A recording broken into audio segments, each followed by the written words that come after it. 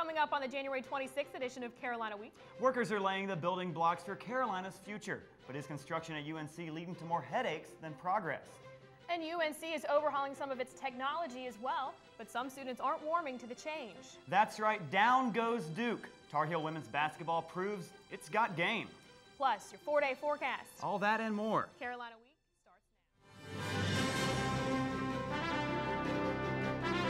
From the School of Journalism and Mass Communication at the University of North Carolina at Chapel Hill, this is Carolina Week.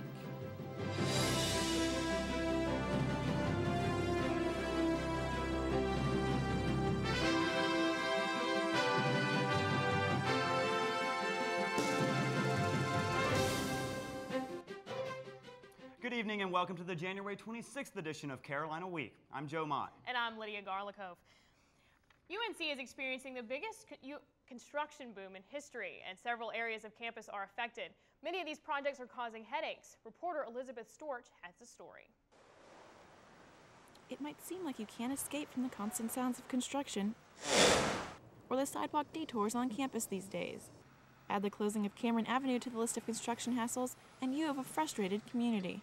I was late to my literacy class because I couldn't cut through by Phillips, and I had to walk all the way around from Dye, and I was definitely almost late. Sometimes there's new detours that you don't expect, and so tend to be late to courses and stuff like that, which isn't good.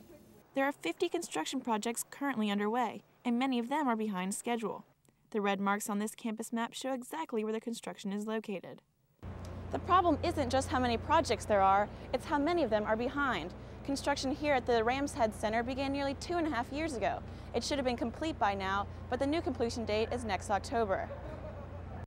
Memorial Hall is another example. It is running 10 months behind schedule. Even the closing of Cameron Avenue was postponed by 2 weeks. Bruce Runberg, the Vice Chancellor of Facilities Planning and Construction, says there are a number of reasons why projects can be delayed. They tend to often be unforeseen conditions. Utilities aren't where they're supposed to be. For example, we've had a couple of projects where we've run into rock where we have to blast. A committee created the master plan in 1997 to outline campus construction projects for the next 50 years. The goal is to accommodate growth while maintaining landscape and architectural traditions. While the Rams Head Center won't be completely finished until October, portions will be open to students in March. In Chapel Hill, I'm Elizabeth Storch, Carolina Week. You can find a complete list of construction projects, current detours, and the master plan on our website, www.carolinaweek.org. And construction on Cameron Avenue is being done in bits and pieces. Traffic is running smoothly through the part of Cameron Avenue that's the pipeline between the quads. The section closed right now is highlighted in bold red here. It's the area of Cameron between Emerson Drive and Raleigh Street. UNC Facilities Planning and Construction expects the work on Cameron Avenue to finish in May. Rising construction costs have forced the university to rethink its plans for a new residence hall complex on South Campus. The project originally planned for the construction of 5 new dorms behind Craig Parking Deck and Hinton James. With the cost of steel and concrete on the rise, UNC officials scaled back the project, reducing the size of 3 of the planned dorms from 5 to 4, 5 floors to 4. In addition, all the units in one building that were supposed to be singles have been changed to doubles. Even after the changes, the projected cost is up to $81 million. Since 1904, the Campus Y has been a place for students to socialize, read, and get involved in the community. Soon, it will be more than that. In late May, the renovation of the Campus Y will begin, a move some say is long overdue. The building is severely deteriorating, preventing students and faculty from using the Y to its optimum capacity. On the second floor alone, there are 6 rooms that aren't being used because of sagging ceiling tiles, peeling paint, and holes in the floor. Director of the Y, Virginia Carson, says the renovation will create more space for the university, as well as increase student activity. It's not fixing up the building for the sake of having a landmark. It's for the ability of students to do all the things that they want to do. After spring commencement, these corroding rooms will begin the transformation into classrooms, a faculty lounge, and an office for the new executive director of the arts. During the 12-month refurbishing process, the Campus Y will move into the student union. UNC's Board of Trustees will decide soon if tuition at UNC Chapel Hill will rise once again, and if so, by how much.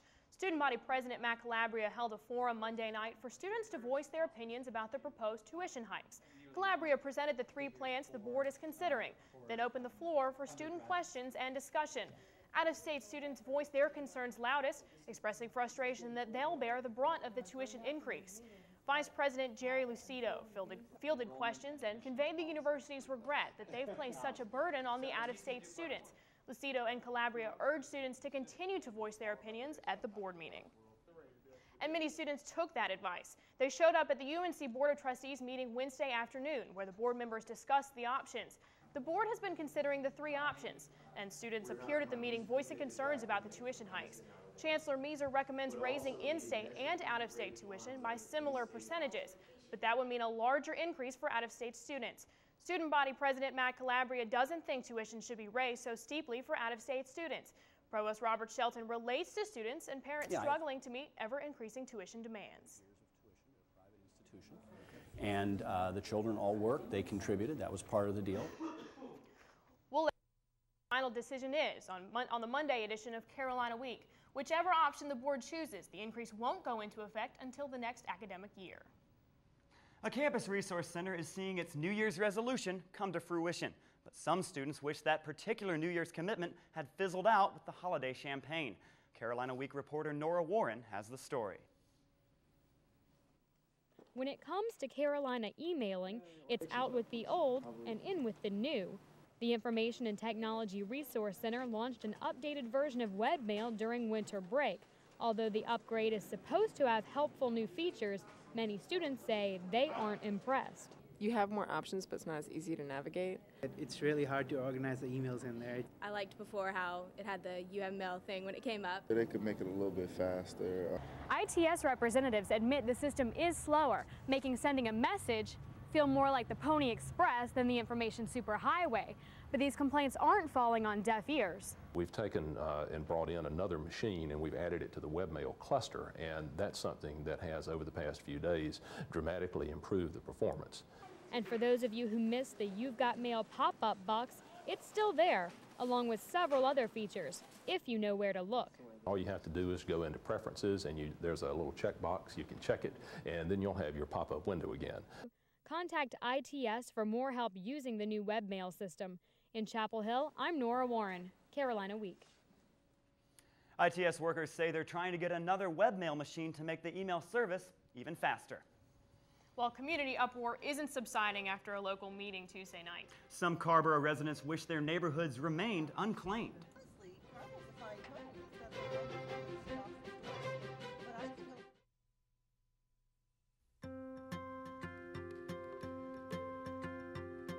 There is really only one boy.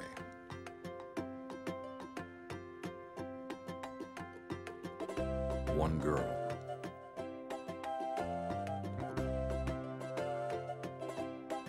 One tree. One forest. One deep, dancing ocean.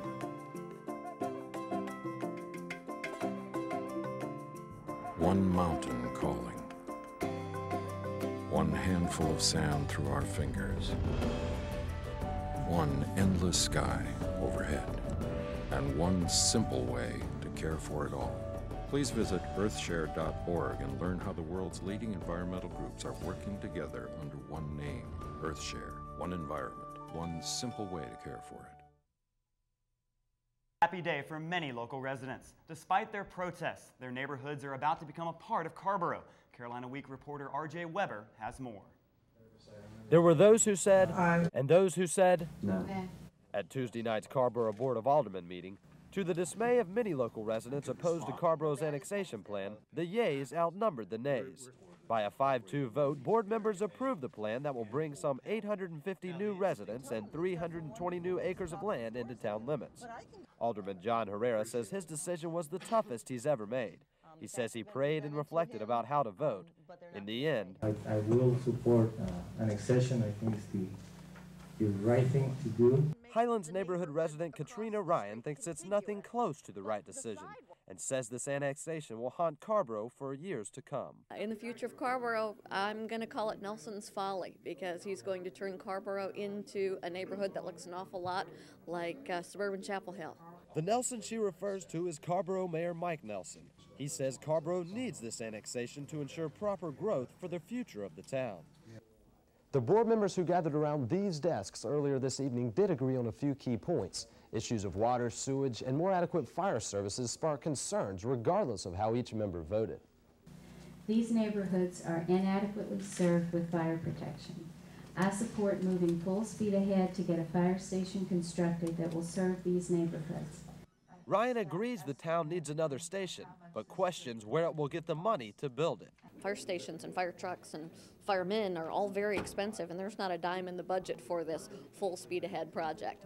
But board members are stepping on the gas and hope to have the two areas annexed by January 31st of next year.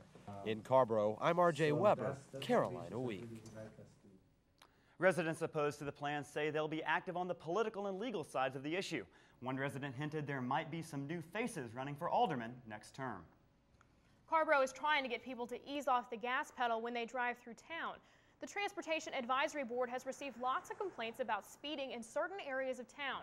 In an attempt to fix the problem, the TAB developed a plan and presented it to the Board of Aldermen last week. The plan would include changes such as reduced speed limits, speed bumps, and speed cameras for certain streets. The liaison to the TAB thinks several techniques need to be combined in order to reduce speed. It's a multifaceted approach, that we need public education about the importance of reducing speed. We need enforcement by the police department, that it's going to take enforcement along with education and maybe some engineering solutions as well. Officials would use a point system to determine where the problem is worse. They'd give more points to areas where speeding poses a larger threat, such as near schools. Honor and integrity, attributes the university attempts to foster in all its students. Carolina's Honor Court holds students to this standard. But how much do we know about the confidential system that governs all students? Reporter Lauren Cox goes behind closed doors to bring us this story. The instrument, Carolina's Code of Conduct, defines the Honor Code and honor system. It serves as the basis for the Honor Court, UNC's judicial system. The Honor Court system allows students and some faculty to hear and decide cases in which others are accused of conduct or academic violations. The Student Attorney General's staff members both defend and prosecute accused. Students also have the choice to have a member of the Independent Defense Council, separate from the SAG, represent them. Typical cases deal with plagiarism and cheating. The next most commonly heard cases deal with drug violations. Sophomore Katie Milan opened her drug appeals case to the public, just 4 weeks after senior Chase Foster opened his academic violation case. They were the first 2 open cases in 4 years. Both Milan and Foster decided to open their cases to give students a better understanding of the rules that govern all students. I had an open hearing in order to affect campus dialogue and discourse on the Honor Court. The Honor Court Judicial Programs Officer, Dave Gilbert, says court officials inform students at orientation in the beginning of the year with their outreach program, but notes that there are many other groups vying for attention. The times that we try to connect with them at orientation at the beginning of the school year, everyone else is also competing for their attention. In 2003, the first extensive revision in 30 years of the Honor Court and instrument provided more flexible sanctions and gave more control to faculty. Yet IDC President Glenna Goldis believes flaws still remain. Goldis has suggestions she believes could help alleviate some of the issues. I don't see what the advantages are, honestly, that couldn't be gained in some other way. Like I said, if you're falsely accused of cheating by a professor, you could appeal the grade instead of going before a court. It would be less of a process. How the Honor Court works remains a mystery to many.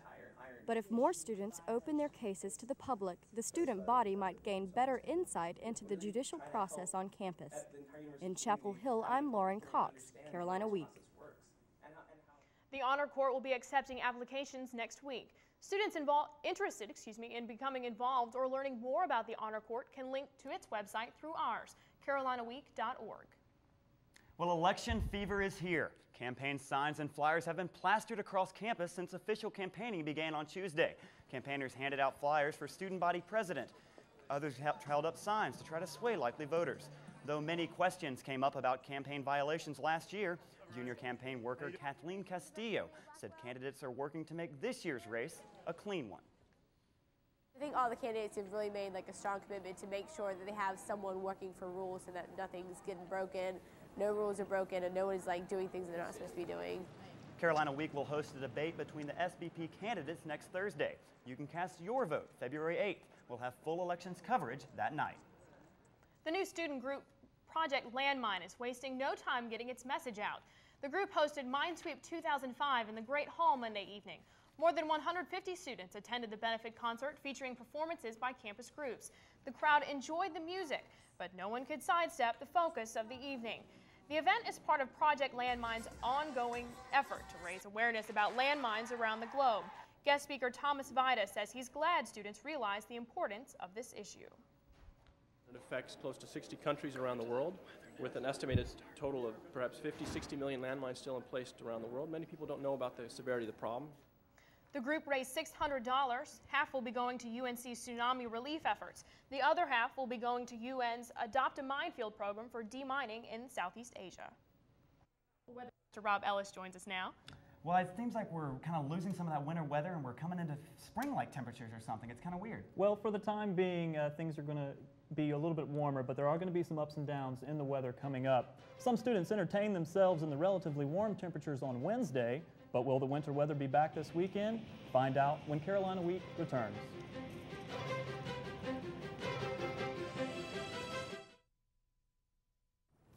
Hello. Yes. Can I ask a few questions about the apartment on Park Street? What was your name? My name is Juan Hernandez. It's been rented.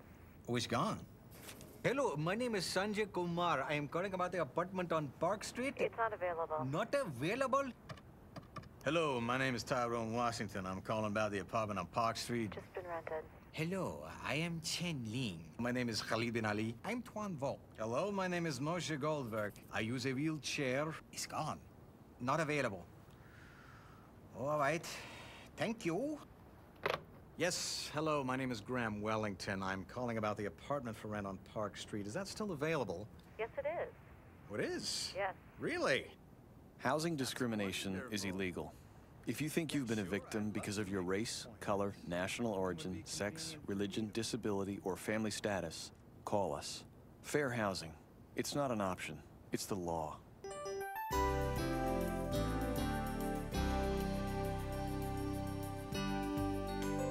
Well, welcome back to Carolina Week, and as always, we're going to start with our Carolina Week weather headlines. We're going to start out with a roller coaster of weather. We've seen this for the past week, and it's going to continue through the weekend, and dare we say more wintry precipitation this weekend. I'll have details coming up in just a moment on that. But after we get through some of that winter precip, we are going to see that wet moisture stay around in this area, but it is going to warm up. So let's take a look at the big picture and see why we're going to have all these drastic changes over the next week or so. Right now you can see a very subtle feature draped through North and South Carolina, and this is actually a cold front. You say, well, Rob, where are the clouds associated with this cold front? Well, it's not a very moisture-laden system, so there's not much moisture, but ahead of the cold front we had warm temperatures. That's why we saw the 60s before this cold front moved through, and after it moved through we saw 30s and even some 20s, and as we go through Thursday night they're going to see teens, so we're going to go from 60 to 16, and later we'll come back up to 60. So these changes are going to be drastic. So let's go ahead and take a look at the surface map and see what our culprits are.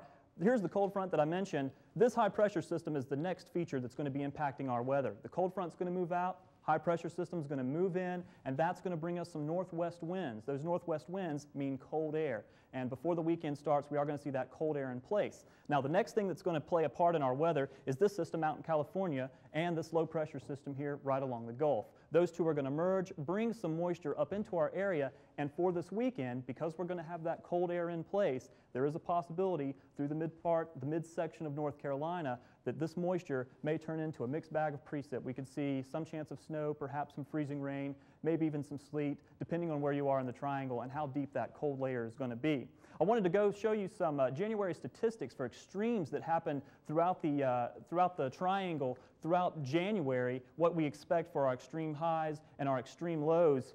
Record low temperature, 9 degrees below 0 Fahrenheit. That is our record low for Raleigh. As we move through the Carolina Week 4-day forecast, temperatures are going to be moderated before we get to that snow. On Saturday, perhaps a chance. There's a mixed bag precip, could be some freezing rain. And then temperatures are going to warm up again Monday, getting up into the 55 region. Overnight lows are going to be somewhat cool, but this, depending on that cold layer, is going to determine what kind of rain and snow and perhaps freezing rain we're going to get. So let's see, if you're going out to the beach, it's going to actually be a little bit different story because they're not going to have quite as much cold air. 50 for a high on Saturday, low overnight 45. Still some rain. It's not going to be an all-day rain thing, but some sprinkles off and on. And as we go out to the mountains, you're going to see temperatures much cooler, but they're actually not going to get the snow because they're not going to see that deep, deep cold air in place. So highs of 35, but mainly rain throughout the mountains. So just tons going on weather-wise. It's been a typical January season.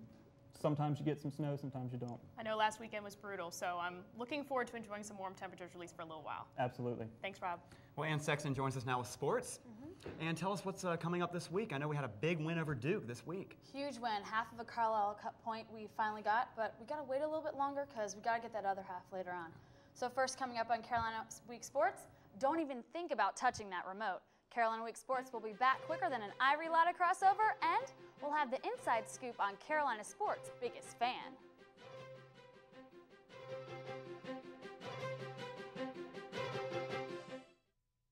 What do you get when you cross a soprano with a cardiologist? Someone who'll sing their heart out. Just what they're doing at a local community theater.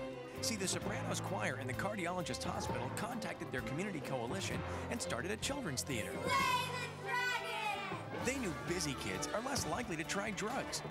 And that's music to everyone's ears. What can your group do? Contact your community coalition at helpyourcommunity.org. Because you get more when you get together.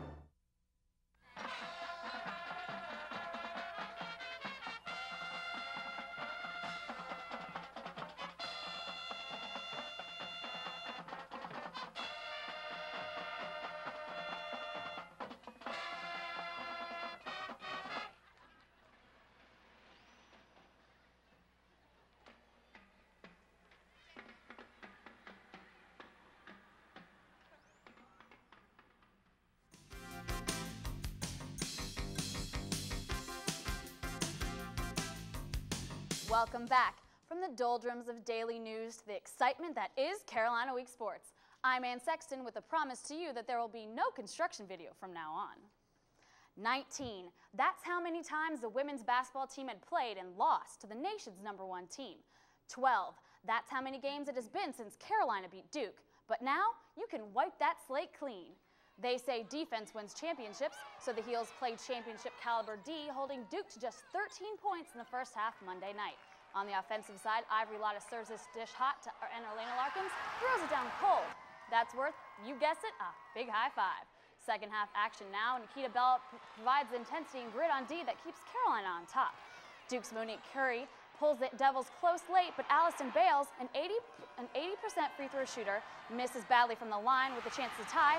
Tar Heel faithful stormed the court, but maybe Nikita Bell said it best. There's nothing like beating Duke. You know, it's Duke, and our rivalry, they 10 minutes up the street, and of course we want to beat them, and oh my goodness, it feels good. And then they're #1, so it's hard to be the #1 team. The Heels got to live it up Monday night, but there's no bragging yet. They still have to play the Devils at Cameron and possibly for a third time in the ACC tournament. You've seen him at every Carolina sporting event from basketball to wrestling, the most dedicated Tar Heel on campus. But have you ever wondered just who is our mascot? Reporter Jason Lucas finds out who's under the Ram's head. We have the band, the players, and the fans. But what about our mascot, Ramses? He's a great Ram, very spirited. Ramses appears at football and basketball games throughout the year. But who is the guy in the Ram suit? He's senior Scott Jansen. I've been mascotting for 6 years. I mascot in high school, and then I mascot at Elon University for 2 years, and then got recruited from Chapel Hill to come and mascot for the Tar Heels. Ramses is just as important as the fans who fill these stands. The game environment at football or basketball games wouldn't be the same without our mascot. The best part is probably the access to the games, basketball and football. Just being so close on the field, on the court, being able to touch the players, and I have fans too. With his mask on, Scott is an icon in Chapel Hill. Being almost a celebrity, but they really don't know who you are, but you kind of portray an image of a celebrity, kind of like Superman, Batman. That's kind of cool. Being in costume makes Scott want a notepad sometimes. It's hard, frustrating, because I can't talk, to be able to communicate and get my ideas through. That would be the only setback for students like Stephen McIntyre. I would love to be Ramses. I think it is awesome to do anything that could increase the enthusiasm and the excitement level inside the Dean Dome. Nice try taking over, Rashad, but there's only one Ramses. In Chapel Hill, I'm Jason Lucas, Carolina Week Sports. You can see Scott, aka Ramses, at the women's basketball game Thursday night.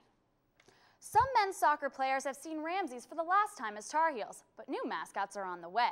Forwards Jamie Watson and Marcus Story and team MVP defender Tim Merritt will be donning new jerseys for 3 Major League Soccer teams next season. Watson will head to Salt Lake as the 13th pick in the 2005 MLS draft. The Columbus Crew grabbed Story in his fancy footwork with the 20th pick.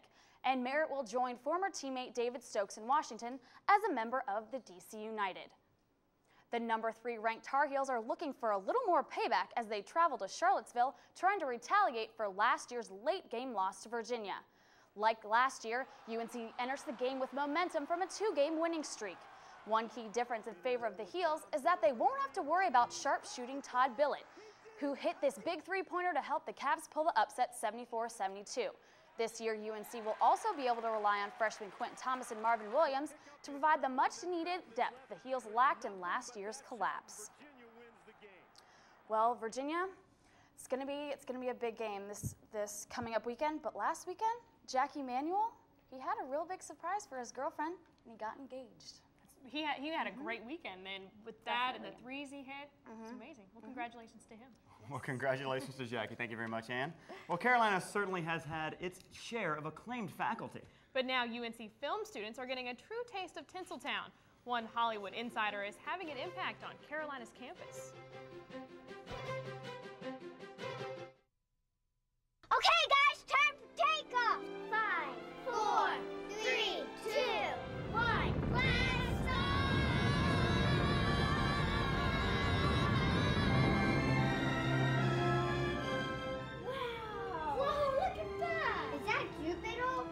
Hey kids, it's time to go to the planetarium.